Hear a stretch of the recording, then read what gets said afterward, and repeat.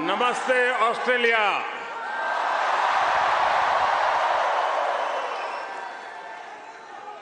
Australia के प्रधानमंत्री और मेरे प्रिय मित्र हिज एक्सेलेंसी अल्बनीज़ी, ऑस्ट्रेलिया के पूर्व प्रधानमंत्री his excellency Scott Morrison,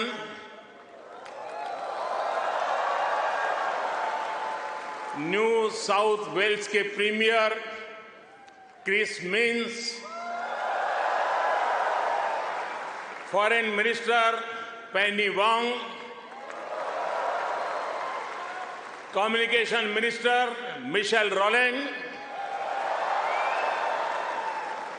energy minister Chris Bowen, leader of opposition Peter Dutton,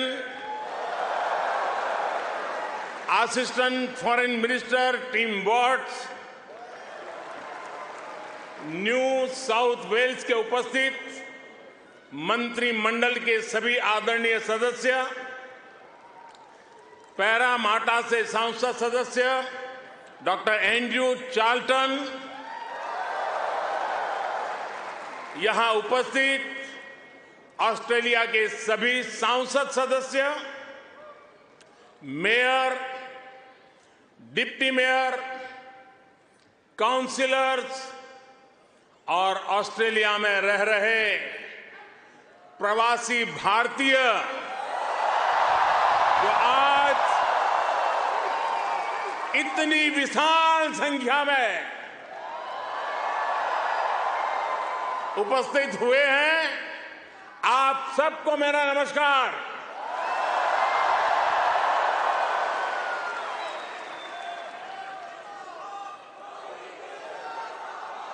First of all, I acknowledge the traditional custodians of the land that we are meeting here on today. I pay my respect to their elders, past, present, and emerging. I also celebrate all First Nations people who may be with us today. Friends, मैं जब 2014 में आया था तो आपसे एक वादा किया था। वादा ये था कि आपको फिर भारत के किसी प्रधानमंत्री का 28 साल तक इंतजार नहीं करना पड़ेगा।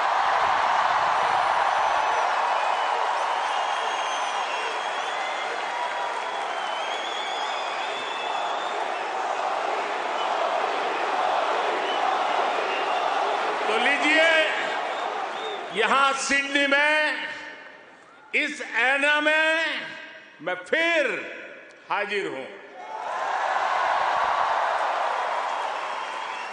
और मैं अकेला नहीं आया हूं।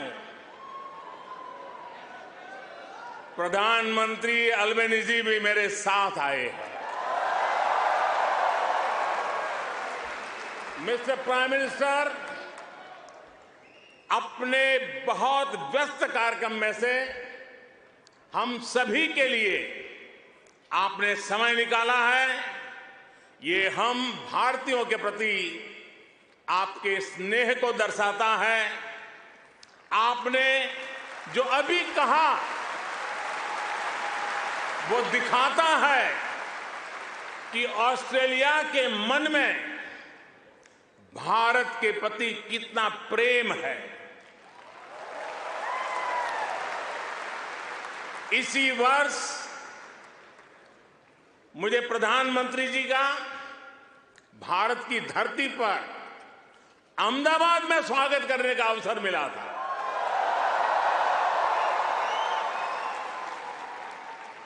आज उन्होंने यहां लिटिल इंडिया के फाउंडेशन स्टोर को अनवील करने में मेरा साथ दिया है, मैं उनका बहुत बहुत आभार व्यक्त करता हूं। Thank you my friend Anthony.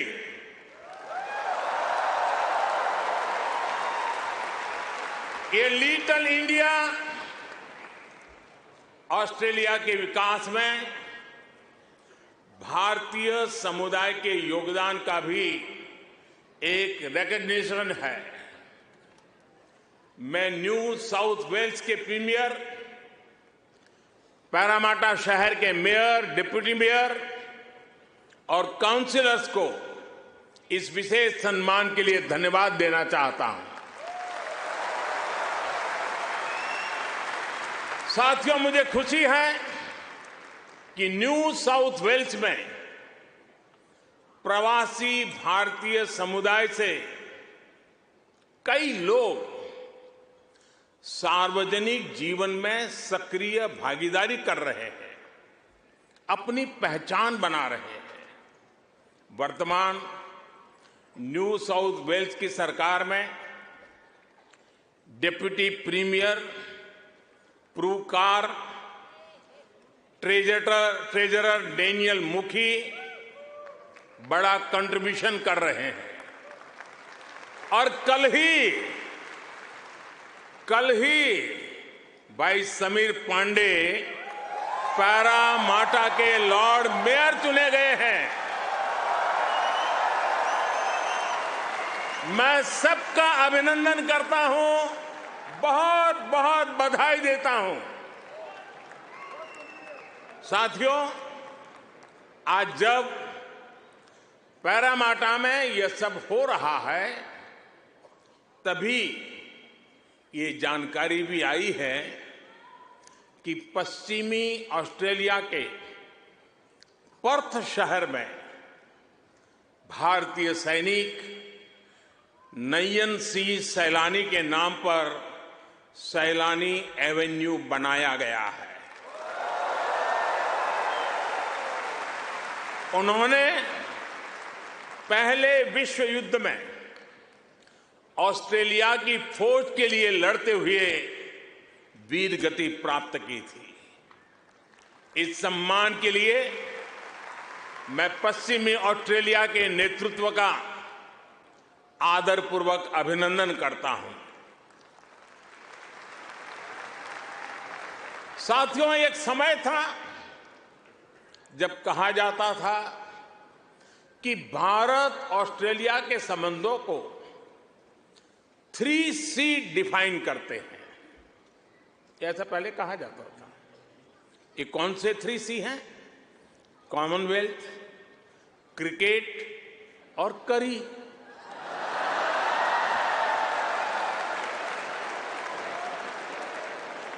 इसके बाद कहा गया कि भारत ऑस्ट्रेलिया के संबंध 3D पर आधारित है। डेमोक्रेसी, डायस्पोरा और दोस्ती।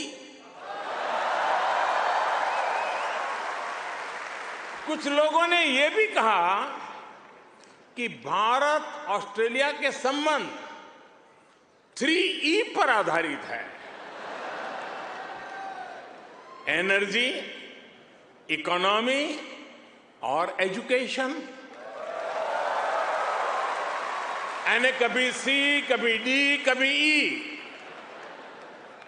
अलग अलग कालखंड में ये बात संभवतः सही भी रही है, लेकिन भारत और ऑस्ट्रेलिया के ऐतिहासिक संबंधों का विस्तार इससे कहीं ज्यादा बड़ा है। और जानते हैं, इन सारे संबंधों का सबसे बड़ा आधार क्या है? जानते हैं?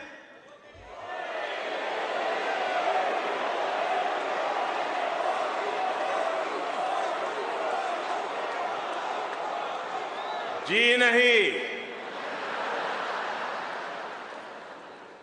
सबसे बड़ा आधार है म्यूचुअल ट्रस्ट और म्यूचुअल रिस्पेक्ट।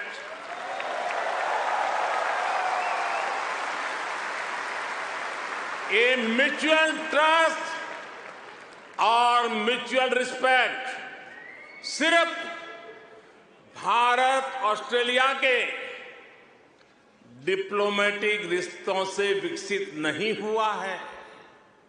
इसकी असली वजह है, इसकी असली ताकत है आप ऑस्ट्रेलिया में रहने वाले हर एक भारतीय। आप उसकी असली ताकत है। इसकी असली वजह है ऑस्ट्रेलिया के 2.5 करोड़ से ज्यादा सिटीजन्स।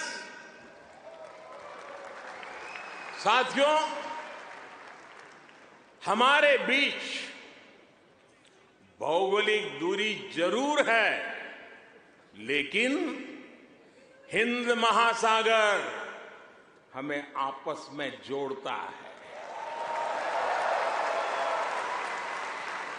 हमारी जीवन शैलियां भले अलग अलग हो, लेकिन अब योगा ये भी हमें जोड़ता है।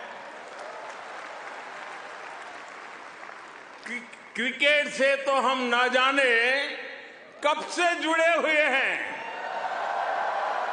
लेकिन अब टेनिस और फिल्में भी हमें जोड़ रही है।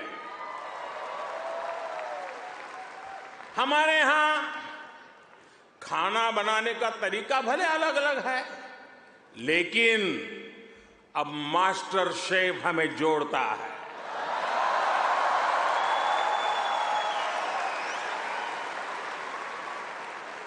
हमारे यहां पर्व त्योहार भले अलग अलग मनाए जाते हैं, लेकिन हम जुड़े हुए हैं दिवाली की रौनक से, बैसाखी के जश्न से।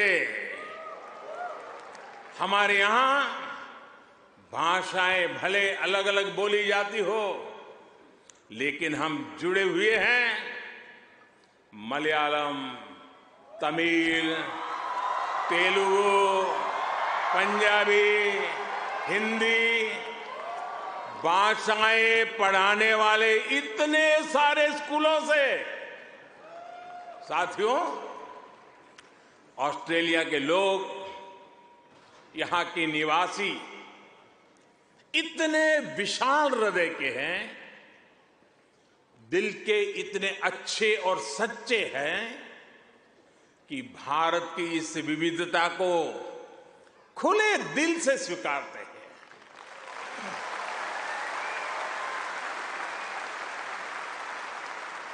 और यही वजह है कि पैरामाटा स्क्वायर किसी के लिए परमात्मा चौक बन जाता है।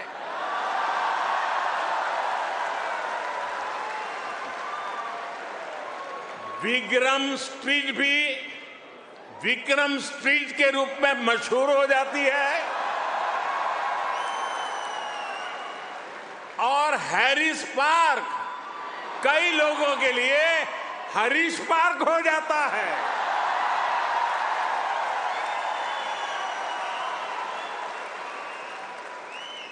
वैसे मैंने सुना है कि हैरिस पार्क में चटका की चाट,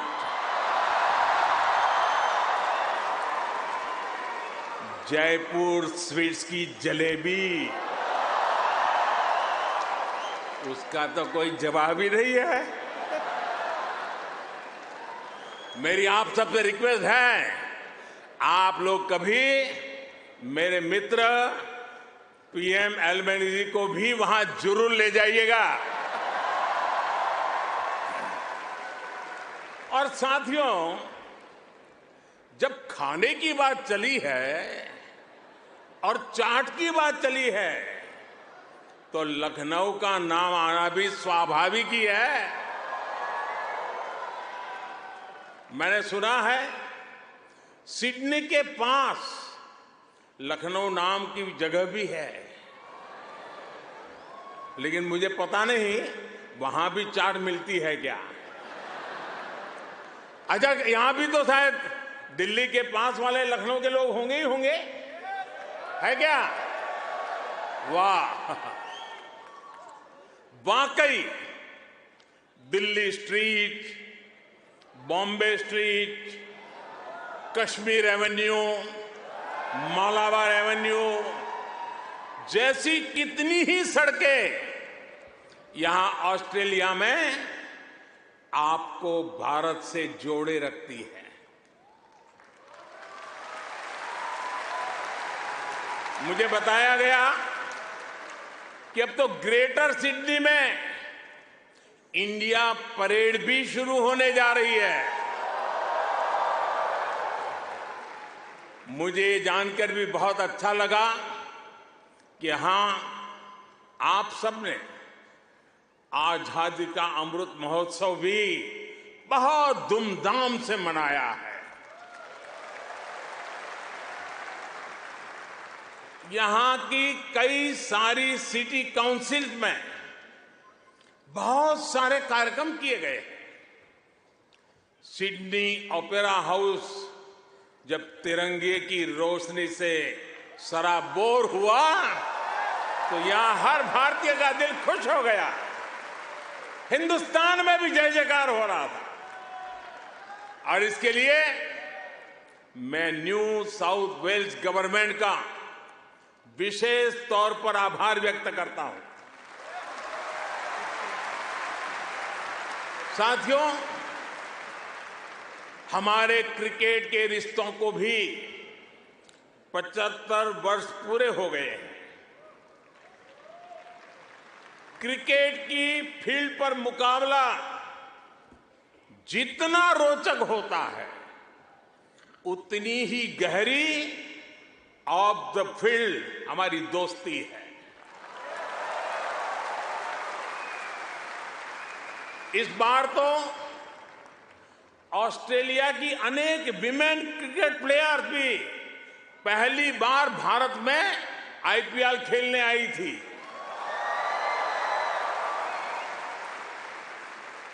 और साथियों, ऐसा नहीं है कि हम सिर्फ सुख के ही साथी हैं। अच्छा दोस्त तो सुख का तो साथी होता है, दुख का भी साथी होता है।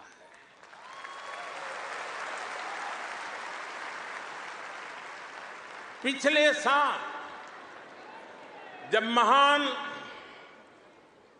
शेन वॉर्न का निधन हुआ तो ऑस्ट्रेलिया के साथ कोटि कोटि भारतीयों ने भी शोक मनाया।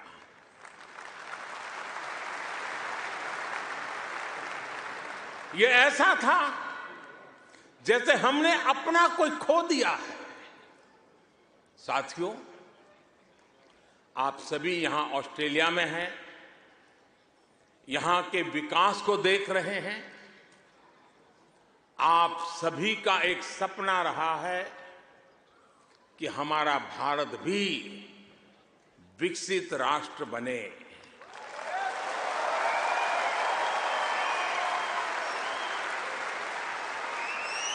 है ना आपका सपना? है ना आपका सपना? है ना आपका सपना? जो सपना आपके दिल में है, वो सपना मेरे दिल में भी है। ये मेरा भी सपना है। 140 करोड़ भारतीयों का सपना है। साथियों, भारत के पास सामर्थ्य की कमी नहीं है। भारत के पास संसाधनों की कमी भी नहीं है। आज दुनिया की सबसे बड़ी और सबसे युवा टैलेंट फैक्ट्री जिस देश में है, वो है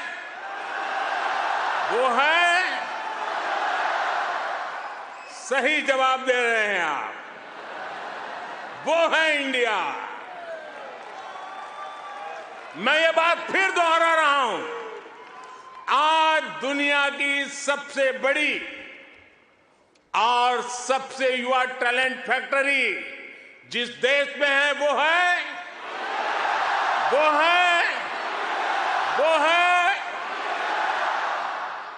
और अब मैं आपके सामने ऐसे ही कुछ फैक्ट रखूंगा और आपसे सही उत्तर जानना चाहूंगा, ठीक है? रेडी? कोरोना की इस ग्लोबल पैंडेमिक में जिस देश ने दुनिया का सबसे तेज वैक्सीनेशन प्रोग्राम चलाया, वो देश है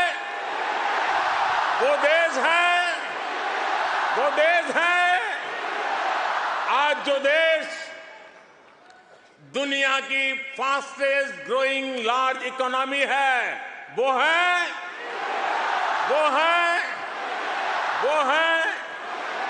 आज जो देश दुनिया में नंबर 1 स्मार्टफोन डेटा कंज्यूमर है, वो देश है।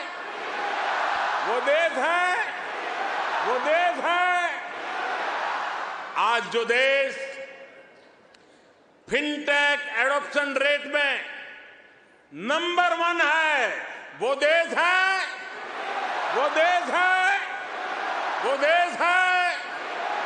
आज जो देश मिल्क प्रोडक्शन के मामले में दुनिया में नंबर 1 है, वो देश है। आज जो देश इंटरनेट यूजर्स की संख्या में दुनिया में नंबर 2 पर है, वो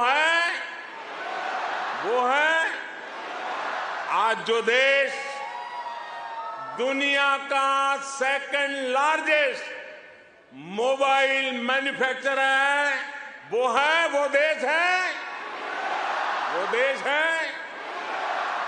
आज जो देश rice, wheat, sugarcane production के मामले में दुनिया में नंबर 2 पर है, वो है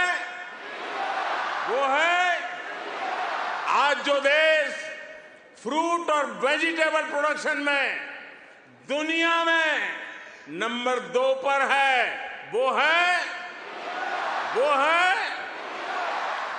आज जिस देश में दुनिया का तीसरा सबसे बड़ा स्टार्टअप इकोसिस्टम है, वो है दुनिया का तीसरा सबसे बड़ा ऑटोमोबाइल मार्केट जिस देश में है, वो देश है दुनिया का तीसरा सबसे बड़ा सिविल एविएशन मार्केट जिस देश में है, वो देश है। और अब जो देश अगले 25 साल में विकसित होने के लक्ष्य के साथ आगे बढ़ रहा है, वो देश है। साथियों, आज IMF भारत को ग्लोबल इकोनॉमी का ब्राइट स्पॉट मानता है। वर्ल्ड बैंक का विश्वास है कि ग्लोबल हेडविंड्स को अगर कोई चुनौती दे रहा है तो वो भारत है। आज दुनिया के कई देशों में बैंकिंग सिस्टम पर संकट है, लेकिन दूसरी तरफ भारत के बैंकों की मजबूती की आज चारों तरफ प्रशंसा हो रही है। दुनिया में 100 साल में आए सबसे बड़े संकट के बीच भारत ने बीते वर्ष रिकॉर्ड एक्सपोर्ट किया है। आज हमारा फॉरेक्स रिजर्व नई बुलंदियां छू रहा है। फ्रेंड्स, भारत ग्लोबल गुड के लिए कैसे काम कर रहा है, इसका उदाहरण हमारा डिजिटल स्टैक है। आप सभी भारत के फिनटेक रिवॉल्यूशन से भली भांति परिचित हैं। आपको याद होगा, जब मैं 2014 में यहां आया था, तब मैंने आपसे एक सपना साझा किया था। मेरा वो सपना था कि भारत में गरीब से गरीब का अपना बैंक खाता हो।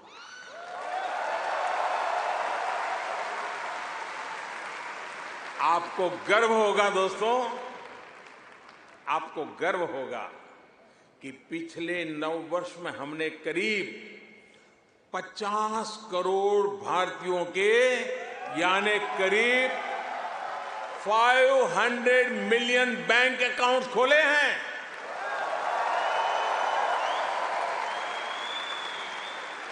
और सिर्फ बैंक अकाउंट खोलना ही हमारी सफलता, हम वहां अटकते नहीं है। इसने भारत में पब्लिक सर्विस डिलीवरी के पूरे इकोसिस्टम को ट्रांसफॉर्म कर दिया। हमने Jan Dhan bank account, mobile phone और आधार आईडी की एक जैम ट्रिनिटी, JAM ट्रिनिटी बनाई है। आप सोचिए, इसे एक क्लिक पर करोड़ों करोड़ों देशवासियों तक डायरेक्ट बेनिफिट ट्रांसफर, DBT संभव हुआ। और आपको और खुशी होगी, बीते 9 वर्षों में,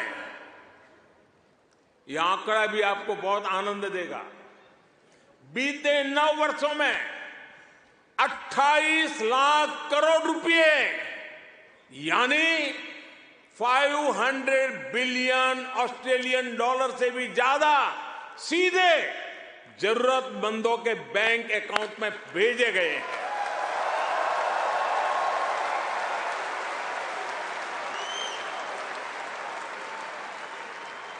कोरोना के समय में बहुत से देशों को अपने नागरिकों को पैसे भेजने में मुश्किल आई थी, लेकिन भारत उन देशों में था जो एक क्लिक पर ये काम पलकों में कर रहा था।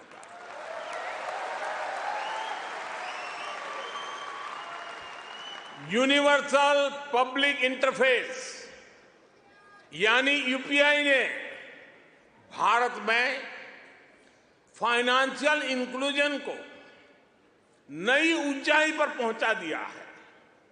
आज दुनिया के 40% रियल टाइम डिजिटल पेमेंट्स अकेले भारत में होते हैं।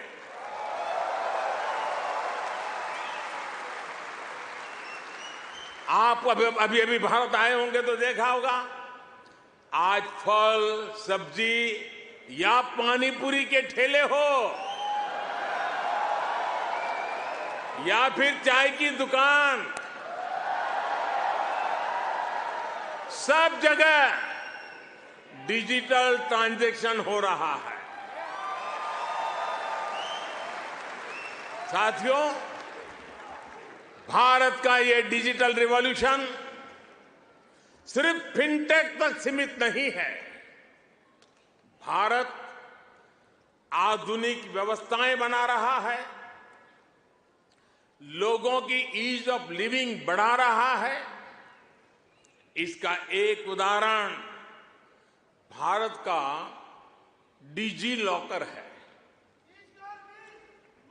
इसमें ड्राइविंग लाइसेंस से लेकर डिग्री और प्रॉपर्टी के पेपर्स तक जो भी सरकार इश्यू करती है वो इस डिजिटल लॉकर में जनरेट होते हैं।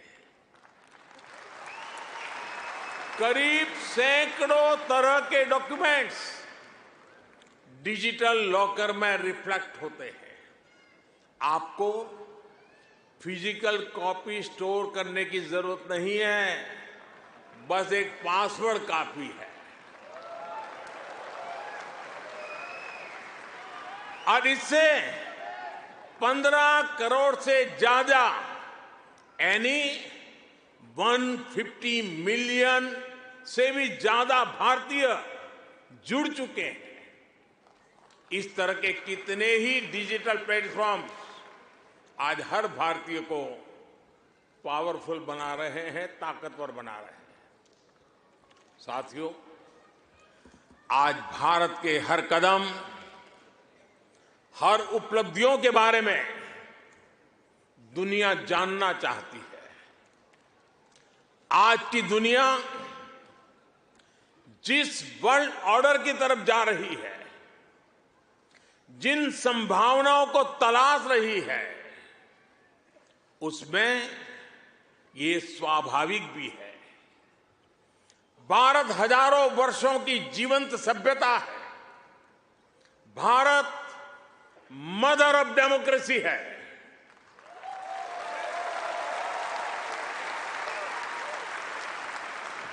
हमने समय के अनुसार खुद को ढाला है, लेकिन अपने मूल सिद्धांतों पर, फंडामेंटल्स पर हमेशा टिके रहे हैं। हम राष्ट्र को भी एक परिवार के रूप में देखते हैं और विश्व को भी एक परिवार मानते हैं। वसुधैव कुटुंबकम। और इसलिए जब भारत अपनी G20 प्रेसिडेंसी की थीम तय करता है तो कहता है अपने आदर्शों को जीने का उसका स्वभाव देखिए। G20 प्रेसिडेंसी में भारत कहता है one earth, one family, one future.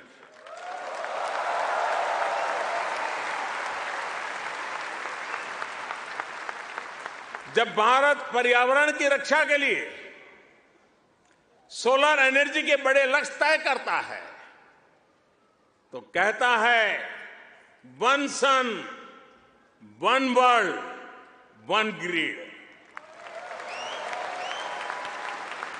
जब भारत वैश्विक समुदाय के स्वस्थ रहने की कामना करता है तो कहता है one earth, one health. Bharat वो देश है जिसने कोरोना के संकट में दुनिया के 150 से ज्यादा देशों को उस संकट की घड़ी में दवाइयां भेजी। भारत वो देश है जिसने 100 से अधिक देशों को मुफ्त वैक्सीन भेजकर करोड़ों करोड़ों लोगों का जीवन बचाया। कोरोना के समय में आपने भी यहां जिस सेवा भावना से काम किया वही हमारी संस्कृति की विशेषता है।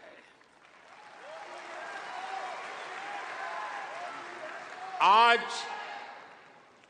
शहीदों के सरताज पंचम सिख गुरु श्री गुरु अर्जुन देव जी का शहीदी पर्व है। हमें गुरु जी के जीवन से सभी की सेवा करने शिक्षा मिलती है।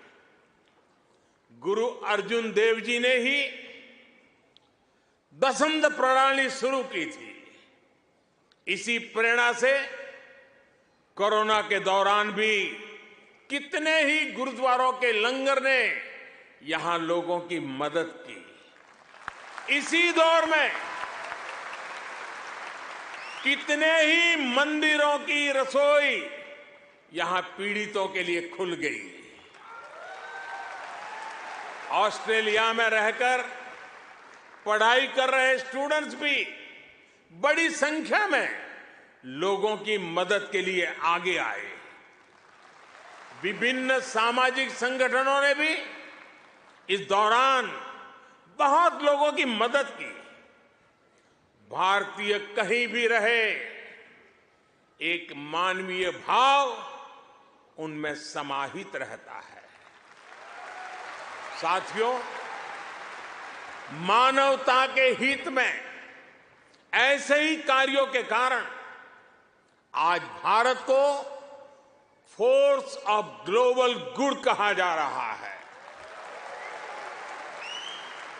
जहां कहीं भी कोई आपदा होती है, भारत मदद के लिए तैयार मिलता है।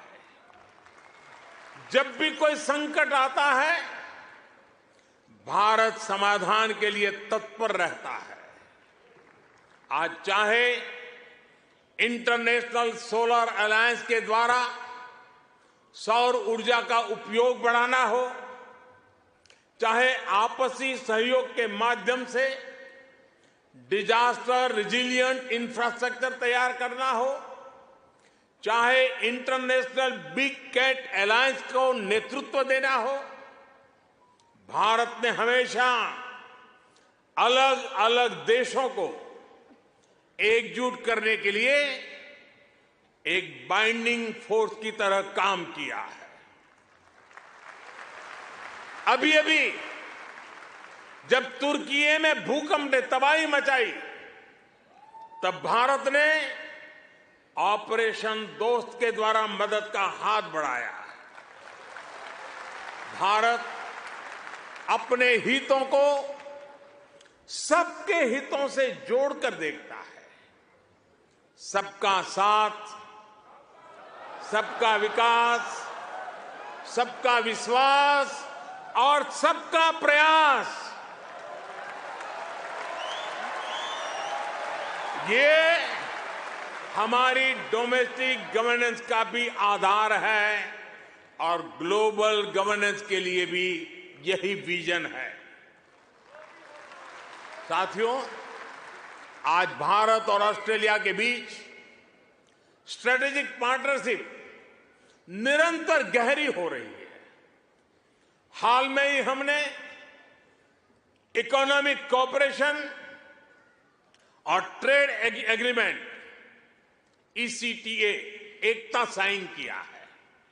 अनुमान है इससे दोनों के बीच ट्रेड अगले 5 वर्ष में 2 गुने से अधिक हो जाएगा। अब हम कॉम्प्रिहेंसिव इकोनॉमिक कोऑपरेशन एग्रीमेंट पर काम कर रहे हैं।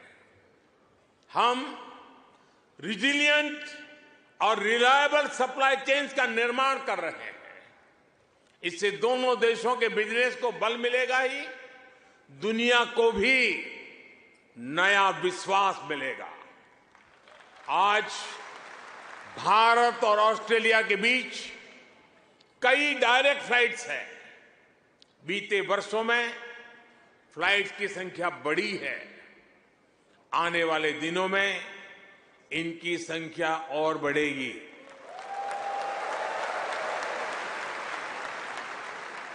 एक दूसरे की डिग्रियों को मान्यता देने को लेकर भी दोनों देश आगे बढ़े हैं और इससे हमारे स्टूडेंट्स को बहुत लाभ होगा। Migration and mobility partnership agreement पर भी सहमति बनी है। इससे हमारे स्किल्ड प्रोफेशनल्स के लिए ऑस्ट्रेलिया आना और यहां काम करना आसान होगा। और साथियों, आज जब मैं आपके बीच आया हूं तो एक घोषणा भी करने जा रहा हूं।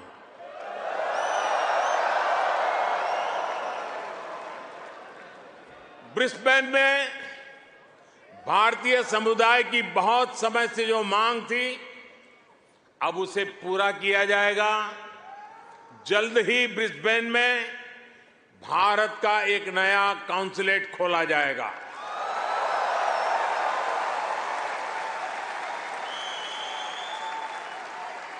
फ्रेंड्स, भारत और ऑस्ट्रेलिया की गहरी होती पार्टनरशिप मां भारती में आस्था रखने वाले प्रत्येक व्यक्ति को सशक्त करेगी। आपके पास टैलेंट है, अपनी स्किल की ताकत है और साथ ही अपने कल्चरल वैल्यूज भी है। ये वैल्यूज आपको ऑस्ट्रेलिया के लोगों के साथ घुल मिलकर रहने में बड़ी भूमिका निभाते हैं। मैं कल ही पापुआ न्यू गिनी से आया हूं। वहां मैंने स्थानीय भाषा में तमिल साहित्य तिरुकुरल के अनुवाद का लोकार्पण किया।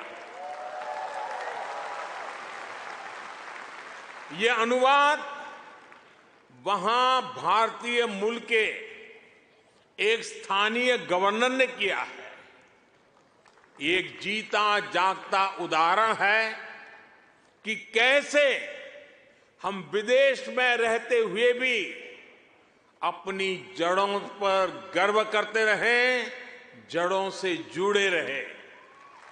आप भी यहां ऑस्ट्रेलिया में भारतीय संस्कृति की खुशबू फैला रहे हैं। आप ऑस्ट्रेलिया में भारत के कल्चरल एम्बेसडर हैं, भारत के ब्रांड एम्बेसडर्स हैं।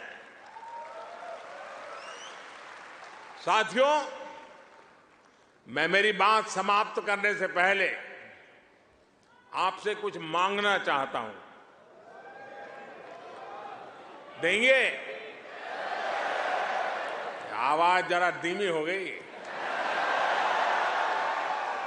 देंगे? पक्का? प्रॉमिस? मैं आपसे ये मांग रहा हूं और आपसे आग्रह करूंगा कि आप जब भी भारत आए, अपने साथ कोई न कोई ऑस्ट्रेलियाई मित्र और उनके परिवार को भी साथ लेकर के आए।